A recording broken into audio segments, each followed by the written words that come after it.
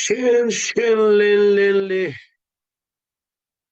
Amya pitu tipu takua Janoru zomi munoi su Monglu kai nera mahabu usura Bien song shin puluri Shin lin pulure Zomi munoi janoru mataibu Janoru tai nera Pitu pedota Mahode Sit gong si ne upong de let night kai apoi siru janoru tai nera Dao pituru shin lin pulure Lechi SNA Patasa Pitu wantan sit gong si ne pupong bi ma tai nere be apoi si masu janoru pitu tamaro Dolan tamaro a Main online net kan tu thama janoru tai ni jare ZRA Western Command ZRA Eastern Command Turu balu be Mizoram Asuya Mizoram Pituri Nekabau Turu balu be ling Belau be ling pu jusa ZRIO Thu Thong Kere Ang Lian Pao Le Theta Ni Di Ni Thi Nipong Na Se Chao Adwin Ma Turu Le Ne Kan Yat Di La Ra India Asuya Ne Le Tai De Sura Le Pitu Ma Jabu Ma Mo Myanmar Asuya Ne Tai De Sura Le Takha Ma Jabu Ma Mo Inui Utola Yi Ma Le Turu Ye Uti Che Turu Ye Panai U Chano To Ma Mwe Panbu Jabi Me PDF တွေ CDF တွေသူတို့စာမဒုက္ခပြီးခဲ့ကြတယ်စစ်ကောင်စီရဲ့လမ်းညွင်မှုနဲ့စစ်ကောင်စီအတွက်သူတို့ကျူစာစစ်ကောင်စီအတွက်သူတို့ကစာမတိုက်ခဲ့ကြတယ်ပထမဦးဆုံးတဲ့ဒီ PDF တပ်ဖွဲ့တို့ရဲ့စခန်းကိုသူတို့မေစုဖြတ်ရှိတယ်ရစ်ခါတွေအကုန်တင်သွားတယ်ရှိတဲ့ပြည်သူတွေလှုပ်ပြီးတဲ့လက်နဲ့ခချိုးတွေသူတို့တင်သွားတယ်ငွေကြီးတွေအမြောက်များသူတို့တင်သွားတယ်ဒုတိယတစ်ချိန် PDF ဇော်လဲရဲ့စခန်းကိုသူတို့တစ်ခါပြန်မိရှုတယ်စခန်းကိုပြန်သိမ်းတယ်ဒါတရားအချိန်ကျွန်တော်တို့ CDF ကောင်းကောင်ရမရဲ့1ဖာမှာစောက်တဲ့စခန်းကိုသူတို့မေးဝင်ရှုတယ်တခါကလေးနယ်မှာစစ်တပ်ရဲ့လမ်းညွှန်ချက်နဲ့ကလေး PDF တွေကိုဒုက္ခပေးခဲ့ကြတယ်အမှနာမည်ချိခဲ့တဲ့ ZRA ခေါင်းဆောင်တရားဝဟောစနာမန်ပီဒီတိုင်းပဲပြည်တော်သားရွာပြည်သူ့အုပ်ချုပ်ရေးဥက္ကဋ္ဌကိုဝင်ဖန်ခဲ့ကြတာလဲ ZRA တွေပါစာကစားအတွက်ဝင်ဖန်ပေးတဲ့လူတွေလဲ ZRA တွေပါဒါတွေဟာလိမ်လို့မရတဲ့ကိစ္စတွေပါဒီနေ့အထိသူတို့ကသူတို့ရဲ့ဥတီချက်သူတို့ရဲ့လမ်းစဉ်သူတို့ရဲ့ target ကျွန်တော်မပြောလို့ဘူးဒီတိုင်းပဲဇုံမေးလူမျိုးကိုကျွန်တော်တို့မုံလို့တိုက်တာမဟုတ် ZRA အဖွဲ့ရဲ့လှုပ်ဆောင်ချက်တွေကကျွန်တော်တို့ပြည်သူတပ်မတော်တွေအတွက်ဒီတော်လှန်ရေးတပ်မတော်တွေအတွက်ကကွဲပြားကျွန်တော်တို့လက်ခံထားတာပြည်သူနဲ့ပူးပေါင်းတဲ့ဘယ်အဖွဲ့အစည်းနဲ့မဆိုကျွန်တော်တို့ပူးပေါင်းတိုက်နိုင်တယ်ဒီပူသူနဲ့မပူပေါင်းပဲနဲ့သူတို့ဟာနဲ့သူတို့နေရင်လဲကျွန်တော်တို့အတွက်ရန်သူမဟုတ်သေးဘူးစစ်ကောင်စီအတွက်တိုက်ပေးနေတဲ့ဖွဲ့စစ်ကောင်စီနဲ့လက်တွဲနေတဲ့အဖွဲ့ကိုခုချင်းလူမျိုးအချင်းဖြစ်တော်များလဲကျွန်တော်တို့တိုက်ရမှာပဲဒါကျွန်တော်တို့ရဲ့ခံယူချက်ရှင်းလင်းပဲဇုံမီလူမျိုးတွေကိုကျွန်တော်တို့ဒုက္ခပေးနေတာမဟုတ်ဆုံးကျွန်တော် ဘာလာဖြစ်လဲဆို ZRA ရက်တည်ခဲ့တဲ့ဒီနှစ်ပေါင်း20ကျော်တွင်မှာသူတို့ဘာတွေလုပ်ခဲ့တယ်လဲလူတပ်ပြန်ပြီးဆွဲမိုးရစ်စေဝါမှာဆက်ကြီးကောက်လက်ရှိ ZRA ထိန်းချုပ်တဲ့နယ်မြေတွေမှာဘင်ခင်းတွေဟာဧကပေါင်းထောင်နဲ့ချီမှရှိနေတယ်တောင်ပြတ်တွေနဲ့ရှိနေတယ်ဒါတွေကနေဆက်ကြီးကောက်မှသူတို့မှာကိုကျူရှိပွားပဲရှာနေတဲ့တပ်ဖွဲ့လက်ရှိမြန်မာစစ်ကောင်စီတပ်သားသူတို့ BGF အနေနဲ့တမန်လက်နဲ့တဆင်ပြည်သူတပ်တွေပြည်သူသိမ်းထားတဲ့နယ်မြေတွေမှာသူတို့ပြန်ကြီးဆူလာတယ်တချို့ကပြောတယ်ကိုဒေတာမှာကိုနေပါလားသူတို့တွားလှုပ်ရှားတွားသူတို့နယ်မြေမှာခမရတို့တွားတော့တိုက်ခံရမယ်ပြောတယ်ဒါတွေဟာကိုလူချင်တဲ့အရာတစ်ခုအတွက်စကားတတိုင်းပြောလို့ရတဲ့ကိစ္စမဟုတ်ဘူးလက်ရှိ ZRA တွေ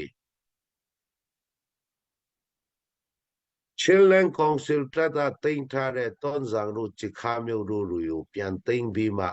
သူတို့ကစကားစားနဲ့ပူပေါင်းပြီးမှလွတ်မြောက်နေပြီလို့ပြန်လဲထိုးစစ်ဆင်ဖို့သူတို့ပြင်ဆင်နေတဲ့ဒါတွေကိုတားဆီးဖို့အတွက်ကျွန်တော်တို့မှာနေမျိုးစုံကြိုးစားရတယ်ကျွန်တော်တို့က Zoro Mizoram Zoro အနေစစ်ဆက်ညှိနှိုင်းပြီးတဲ့နောက်ကျွန်တော်တို့ကသူတို့အားမထိုးစစ်မစင်ခဲ့ဘူးညှိနှိုင်းပြီးလို့စာထွက်လို့နောက်တရက်မှာ ZRA Eastern Commander Zoro နဲ့ညှိနှိုင်းနေတာဟာ ZRA Western မို့လို့သူတို့ ZRA Eastern Command အနေနဲ့လက်မခံပါဘူးဆိုမှသူတို့စာထုတ်ခဲ့တယ်သူတို့စာထုတ်တဲ့ဟာတွေလည်းပြန်လိမ်လို့ရတဲ့ကိစ္စတွေမဟုတ်ဘူးဒါဟာတက်တည်ရှိတယ်ဒီတိုင်းပဲကျွန်တော်တို့ကထိုးစစ်ဆင်သလားသူတို့ကတိုက်သလားဆိုတာလေမီဒီယာမှာ ZRA မီဒီယာတွေမှာဘလို့ပြန်နေတာပဲဒါတွေဟာလိမ်လို့ရတဲ့ကိစ္စမဟုတ်ဘူးသွေးခင်ဆောင်မှာCNF ရဲဘော်တွေနဲ့ CDF တွန်းဆောင်ရဲဘော်တွေတွာလာနေတာကိုခြုံခိုတိုက်ရဆက်ပစ်တိုက် CDF တွန်းဆောင်ဆိုရိုက်တတ်ထားတာအားတွေပုံတွေအစားလှေးထုတ်ထားတဲ့ကားလည်းမီရှုခဲ့ကြတဲ့ဒေးပဗီဒီယိုဖိုင်တွေဟာ social media မှာတော်တော်လေးဘလို့ပြန်မှလူကြည့်များခဲ့တဲ့ဗီဒီယိုတွေပါဒီတိုင်းပဲ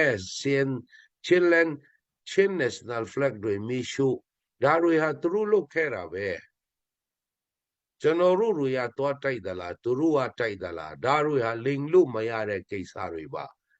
မျက်နှာပြောင်တိုက်စကားတိုက်ယုံနဲ့ဒါတွေဟာလိမ်လို့ရတဲ့ကိစ္စတွေမဟုတ်ဘူး social media တွေမှာဘလို့ပြန်နေတာပဲလေစစ်ကောင်စီနဲ့ပူပေါင်းမှသူတို့ထိုးစစ်ဆင်မှာအဲ့ဓာတွေအတွက်ကျွန်တော်တို့ကတွန်းဆောင်မှာရိတ်ခါဖို့အင်အားဖို့လမ်းကြောင်းတွေမှာ18ချိန်သူတို့ကျွန်တော်တို့တိုက်ခိုက်ခဲ့တယ်ပရိသာမိုင်း2ချိန်ဆွဲခဲ့တယ်3ချိန်ဆွဲခဲ့တယ်သူတို့ပရိသာမိုင်း1ချိန်ကျွန်တော်တို့ချင်းလန်းကောင်စီတပ်သားပြုတ်နိုင်ခဲ့လို့ပရိသာမိုင်းနဲ့3ချိန်တောင်သူတို့ဆွဲခဲ့တယ်အရာကြီးစိုးတော့ကြောင့်ကျွန်တော်တို့မှာထိခိုက်ကြဆုံးမရှိခဲ့ဘူးခြုံခို14ချိန်သူတို့ကျွန်တော်တို့တိုက်တယ်ပြီးရင်အင်အားနေတဲ့ကာကင်းလေးတွေကို3ချိန်သူတို့ဝင်တိုက်တယ်ဒါတွေဟာလိန်လို့ရတာမဟုတ်ဘူးကျွန်တော်တို့ကတော့တိုက်တာမဟုတ်ဘူးဒီတိုင်းပဲအိန္ဒိယဗဟိုစုရမဏိပူမှာရှိတဲ့လက်နက်ကင်ဖွဲ့တွေကိုလက်နက်ဖြုတ်သိမ်းဖို့သူတို့ကဖိအားပေးတယ်ငိမ့်ချမ်းယူထားတဲ့ ZRA ပါဝင်အိန္ဒိယဆိုရနဲ့လက်နက်ငိမ့်ချမ်းယူထားတဲ့အဖွဲ့တွေကိုလက်နက်အပိအပ်ဖို့အိန္ဒိယဆိုရသူတို့ဖိအားပေးတယ်အဲ့မှာဒီလ15ရက်နေ့ဟာအိန္ဒိယဗဟိုဆိုရသူတို့ deadline ပေးထားတဲ့အချိန်ပဲ အဲ့ဒါမှသူတို့ကဘာလာလုပ်တယ်လဲဆိုရင်ဒီခါတွန်ဆောင်မျိုးတွေကိုပြန်သိမ်းပြီးမှ ZRA တစ်ဖွဲ့ထဲမဟုတ်ပဲနဲ့ကျန်တဲ့၅ဖွဲ့နဲ့ပူးပေါင်းပြီးမှကျွန်တော်တို့ချင်းပြည်မှာခြေကုပ်ယူဖို့သူတို့ကြိုးစားလာတယ်ကျွန်တော်တို့တွေ့နေရတာထိတ်တိုက်ရင်ဆိုင်တွေ့နေရတာတွေဟာမာ ZRA best တစ်စိတ်တည်းမဟုတ်ဘူးမမင်ဖို့တဲ့ best တစ်စိတ်၃မျိုးပါလာတယ်ဒါတွေဟာအမျိုးသားရေးကိစ္စဖြစ်သွားပြီဒါတွေဟာတိုက်ဆိုင်မှုမဟုတ်ဘူးသူတို့ကဒီခါတွန်းဆောင်မှာသူတို့အခြေချနိုင်ဖို့ခြေကုပ်ယူနိုင်ဖို့သူတို့ကြိုးစားလာတာတွေပဲဒါတွေဟာဒါတွေကိုအချိန်မီကျွန်တော်တို့မှာတားဆီးရမယ်အရေးကြီးဆုံးအချက်ကျွန်တော်ပြောချင်တာကကျွန်တော်တို့ဇုံမီလူမျိုးတွေကိုမုံလို့တိုက်နေတာမဟုတ် ZRA လက်နက်ကင်စကားစာရဲ့နောက်လိုက်စကားစာနဲ့ပူပေါင်းပါဝင်နေပူပေါင်းတိုက်ပွဲဝင်နေတဲ့ ZRA ဟာစကားစာနဲ့ပူပေါင်းရင်ပြည်သူရန်သူဖြစ်သွားတာပဲဒါကိုနားလည်ဖို့လိုတယ်ဒီတိုင်းပဲကျွန်တော်တို့လုပ်နေတာကျွန်တော်စဉ်းစားနေတာကျွန်တော်ဘယ်လိုလုပ်ရဘယ်လိုကင်တွယ်ရမလဲကျွန်တော်တို့အုံနောက်6ခံစဉ်းစားနေတယ်အုံနောက်6မှာစဉ်းစားနေတာတခုရှိတယ်ခမရတို့တွေမယုံဘူးဆိုတဲ့လူတွေလာခဲ့ပါသူတို့ဘိန်းခင်းတွေကျွန်တော်တို့လိုက်ပြမယ်အဲ့ဒီဘိန်းခင်းတွေကိုဘာကြောင့်မဖြတ်စည်းတယ်လဲဘာကြောင့်မင်းမရှို့တယ်လဲမိခွန်းရှိကောင်းရှိလိုက်မယ်ဘင်းခင်းတွေကဧကထောင်နဲ့ချီနေတယ်အဲ့ဒီဘင်းခင်းတွေကိုအင်းနဲ့ဖြတ်စည်းဖို့မလွယ်ဘူးတော်လုံးတောင်လုံးဘင်းခင်းတွေကြီးပဲအဲ့ဒီဘင်းခင်းကနေ ZRA Eastern Command ခွင်အကောက်ယူပြီးမှပြည်သူဒုက္ခပေးနေတာဒီတိုင်းပဲသူတို့နယ်ဖက်ကျုံဝင်တဲ့အယက်သားပြည်သူတွေကိုသူတို့ဖမ်းဆီးတပ်ဖြတ်တာတွေရှိတယ်နေချနေလာတဲ့လူတွေကိုဒါတွေဟာမဟုတ်ဘူးလို့သူတို့ဘယ်လောက်ပဲငင်းကျွန်တော်တို့မှာတက်တီအကုန်ရှိတယ်တက်တီအကုန်ရှိတယ်ယူသားရှိပွားရှာစားတဲ့လူတွေကိုသူတို့ကဖမ်းဆီးတပ်ဖြတ်တာတွေသူတို့ဘယ်လောက်ငင်းကျွန်တော်တို့မှာတက်တီအကုန်ရှိတယ်အဲ့ဒီဘင်းခင်းတို့ရနေစက်ကြီးကောက်တယ်သူတို့မှာသူတို့ကိုကျူးစီပွားအတွက်လုပ်တယ်စကားစားနဲ့ပေါင်းမှာဒီသူအဲ့ဒီဒေါ်လာရေးတက်တွေကိုလိုက်တိုက်နေတမျှတော့စကားစားနဲ့ပူပေါင်းနေတဲ့၍တော့ကျွန်တော်တို့ကရန်သူလို့သတ်မှတ်ရမှာပဲဒီတိုင်းပဲအဲ့ဒီဘင်းခင်းတွေကျွန်တော်တို့တွေဖြတ်စည်းလိုက်ရင်အဲ့ဒီဒေသမှာရှိတဲ့ဤသူတွေဟာဝမ်းစာရှာစားဖို့ဘာအလုံးမလုပ်ကြတော့ဘူးဘာအလုံးမလုပ်ကြတော့ဘူးသူတို့အစားထူးဘာလုပ်ပေးနိုင်မလဲအစားထူးတင်းနံဖြစ်သူတို့ရဲ့စာဝတ်နေရတနှစ်စာဖြစ်ကိုငေထောက်ပံ့မှုမပေးနိုင်ပြည်သူတွေထမင်းငတ်မဲ့ဘင်းခင်းဆိုင်တဲ့တောင်းသူတွေဒီကအခက်ခဲအဲ့ဒါတခုပဲဘင်းခင်းတွေတွေ့နေရတဲ့ဘာဖြစ်လို့မဖြစ်စေတယ်လဲကျွန်တော်တို့ဝင်လို့ရတဲ့အစ်စ်နေရာတွေမှာတောင်မှအကထောင်ကြီးရှိတယ်ကျွန်တော်တို့ဝင်လို့မရသေးတဲ့နေရာတွေမှာလည်းတော်တော်များတယ်ဒီဘင်းခင်းတွေဟာရှမ်းပြည်မြောက်ပိုင်းတို့လို့ဖြစ်သွားရင်ဒုက္ခရောက်မှာကျွန်တော်တို့ချင်းပြည်သူတွေပဲဘင်းခင်းလုပ်တဲ့လူကတော့အနေအမြဘင်းစားတာပဲလက်ရှိ ZRA ကဒါတွေကိုငင်းနေရင် ZRA ဘယ်နှချိန်နံပါတ်4ဖန်ဘူးတယ်လဲချိန်ဘင်းဖန်ဘူးတယ်လဲယာနဲ့ချီရှိတဲ့ဘင်းပိတ်တာတွေရွာတိုင်းမှာဒါတွေကနေအခွင့်ကောက်နေတဲ့ဒါတွေဟာ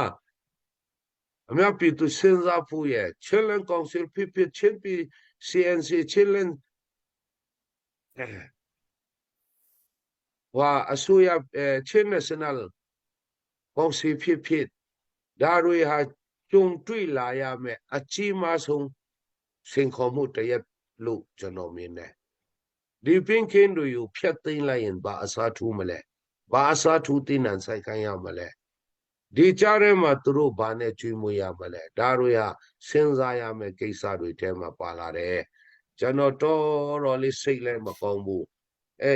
ဂျန်တဲ့ဟာတွေကတော့သူတို့ဘာတွေပဲအော်လက်ရှိမယုံတဲ့လူလာခဲ့လုံချုံရင်ယူပေးမယ်လက်ပြောက်ပေးမယ်အဲ့ဘင်းကင်းတွေအဓိကအိန္ဒိယနိုင်ငံမှာမွေးစေဝါဝင်တဲ့လမ်းကြောင်းကြီး၃ခုရှိတယ်တစ်ခုကရိဒီတာနေတစ်ခုကဟိုအောက်ဖက်လဲလေဒီတာပြီးခဲ့တဲ့ရက်သားလဲမီဇိုရမ်မှာဟောင်လေးရကျော်ဖန်စီမိတဲ့ဟာအဲ့ဒီဖက်သားပဲ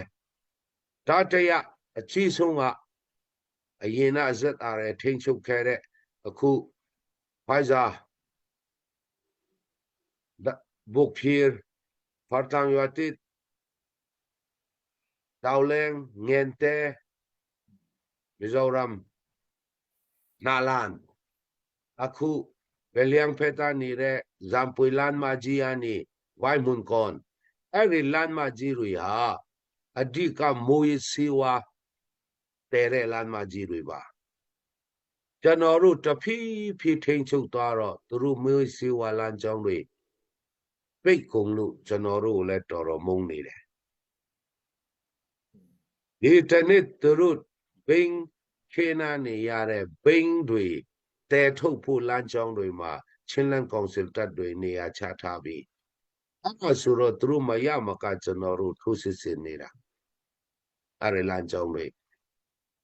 ကလေးပြဝနေလာတဲ့နံပါတ်4တွေရှင်လဲတိတိငါနေတဆင်အဲ့ဒီလမ်းကြောင်းတွေဝင်နေဘာအစစ်စီးမှမရှိဘူးလမ်းကြောင်းအရှင်းနေတယ်အခုတော့ကျွန်တော်တို့ချင်းလန်းကောင်စစ်တပ်တွေကအဲ့ဒီလမ်းကြောင်းတွေကိုထိန်းချုပ်နေတယ်တရားမှတရားထိန်းချုပ်လို့တော့မရသေးဘူးလက်ရှိစီးရေးရှိနေလို့မချပါဘူးလာလိုက်မယ်ဘင်းတွေနံပါတ်4တွေအထုပ်အထည်နဲ့ကျွန်တော်တို့ပြန်မိမှာပဲလက်ရှိကဒါတွေကိုကြက်ကြက်မမစစ်လို့မရသေးဘူးစစ်စီရေးသူတို့ကအဲ့ဒီလမ်းကြောင်းတွေပြန်ပွင့်ဖို့ခုစစ်စင်နေတဲ့ကျွန်တော်တို့အဲ့လက်ရှိရရနေထားကျွန်တော်ဥစားပြပြောချင်တာတော့ဇုံမေလိုမျိုးကိုမုန်းလို့ကျွန်တော်တို့လုပ်နေတာမဟုတ်ဘူးကျွန်တော်တို့ ਨੇ တိုက်နေတာZRAကလက်ရှိစကားစားနဲ့ပူပေါင်းနေတဲ့ပြည်သူစစ်အဖွဲ့စကားစားရဲ့လက်နဲ့ငွေကြီးရိတ်ခါခေယံမီကျောက်ထောက်ပံ့တာရယူနေတဲ့စကားစားလက်တောက်ခံပြည်သူစစ်သားဒါကိုကျွန်တော်